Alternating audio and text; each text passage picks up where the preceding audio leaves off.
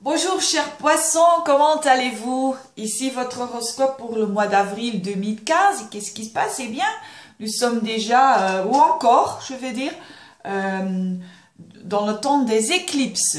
Donc il y a maintenant le 4 avril, mais c'est pour tout le mois quand on va sentir ça, c'est l'éclipse lunaire.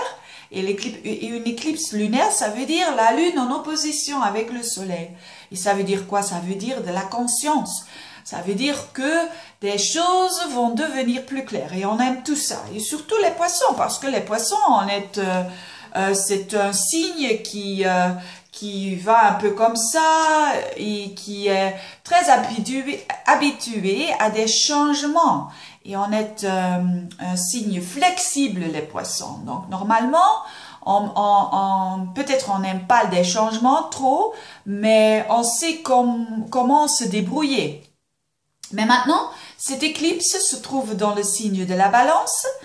Et ça veut dire parce que l'horoscope est divisé par 12 pièces et c'est la 8e maison pour les poissons. Et ça veut dire quoi la 8e maison? Cette éclipse se trouve dans la 8e maison. La 8e maison, ce sont des tas de choses. Mais les plus importants, c'est que d'abord, c'est les finances. Les finances de votre comment on dit ça? De votre ami, de votre mari, de votre fiancé, je sais pas. Donc,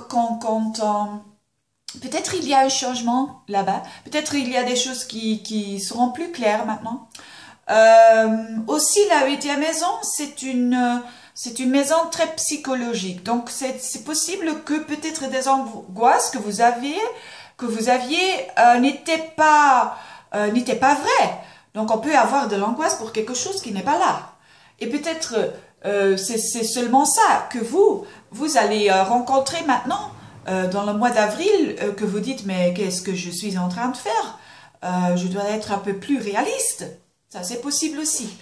Et quoi encore? C'est aussi une maison de la métaphysique.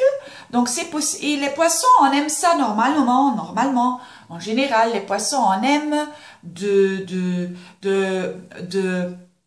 rencontrer et d'étudier des choses qui sont un peu comme non seulement psychologiques mais aussi métaphysiques.